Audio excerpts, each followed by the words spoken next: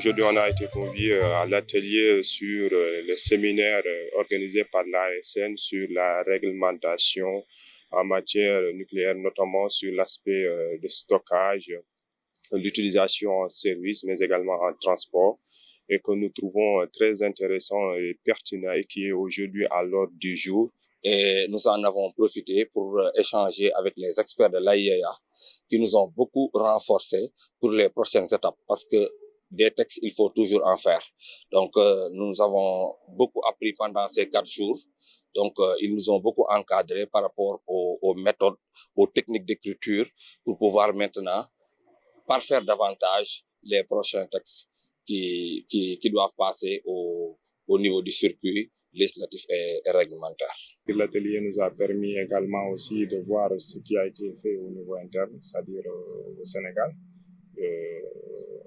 Il y a un projet de loi qui est dans le circuit, il y a des décrets d'application qui doivent venir, notamment sur le transport, sur la protection, entre autres, des sources radioactives. Et là, c'est sûr qu'avec le renforcement de capacité que nous venons d'avoir sur la technique ou bien les techniques de rédaction de toute cette réglementation-là, c'est sûr que les perspectives sont bonnes et c'est sûr aussi que nous allons, au sortir de cet atelier, vraiment pouvoir faire le travail qu'il faut. Je peux vous dire déjà que l'ARSN, conformément à ses missions, vient encore mettre une touche dans sa contribution du renforcement des capacités de nos juristes qui se trouvent dans les ministères.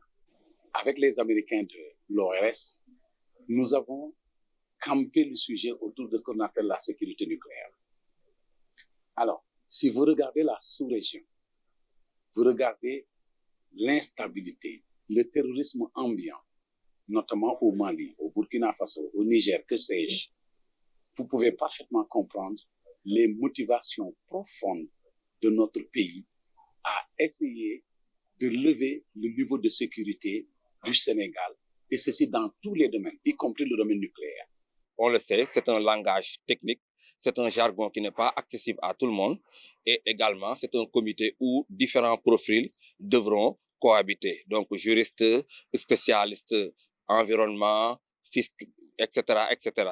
Et aujourd'hui, il constitue une priorité pour nous tous de développer nos connaissances en la matière, surtout nucléaire, l'approche sur l'aspect de la sécurité et de voir les voies et moyens et les procédures et toute la documentation nécessaire qui doivent nous servir afin d'aboutir à une meilleure sécurisation des sites. Nous souhaitons que ces textes-là qui sont dans le circuit normatif soient adoptés le plus rapidement possible pour l'intérêt des populations, pour l'intérêt des industries et des structures sanitaires qui travaillent avec les matières radioactives. Je pense que tout le monde en gagne et je pense que c'est toujours bon d'avoir un cadre législatif réglementé adapté aux besoins du moment. Existe-t-il dans cette sous-région des personnes ou des groupes de personnes ou des entités qui ont la capacité, la motivation, les moyens et les connaissances de s'emparer de matières radioactives ou alors nucléaires et de commettre des attentats?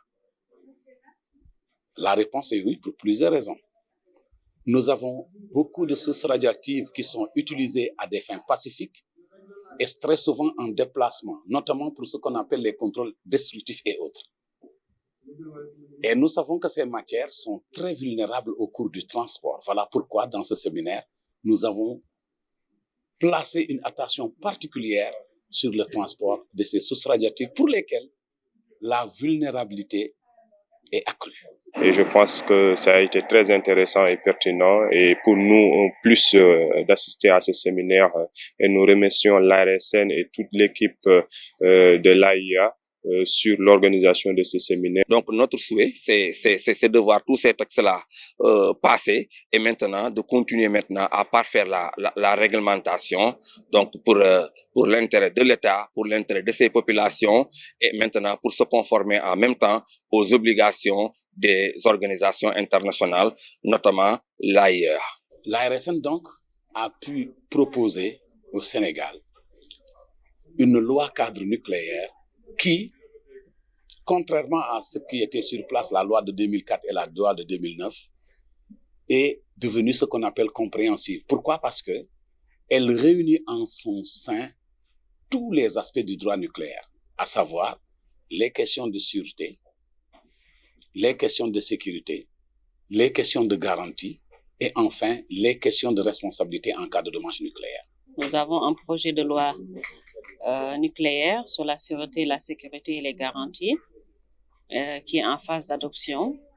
Et pour la mise en application de cette loi, l'ARSN est chargée de mettre en place un certain nombre de règlements pour mettre en application cette loi. Et nous avons identifié qu'il y avait un besoin de renforcer les capacités nationales de nos juristes en la matière.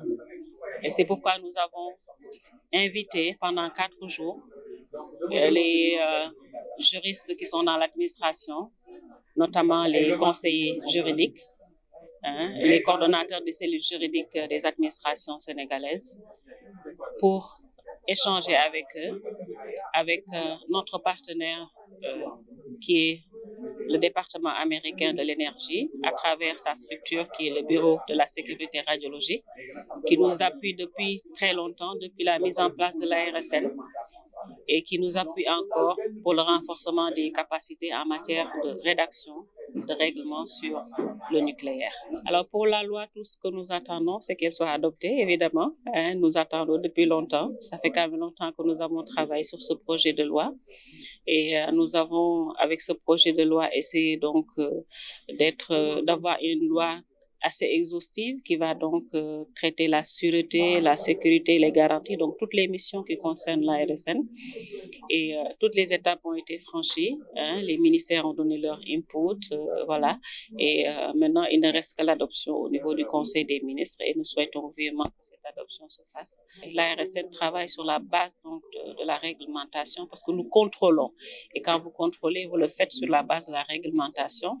Et les acteurs qui utilisent ces sources-là, parfois vous ne pouvez pas prendre de mesures coercitives si vous n'avez pas la réglementation. Et c'est pourquoi c'est vraiment très, très important que nous ayons cette réglementation.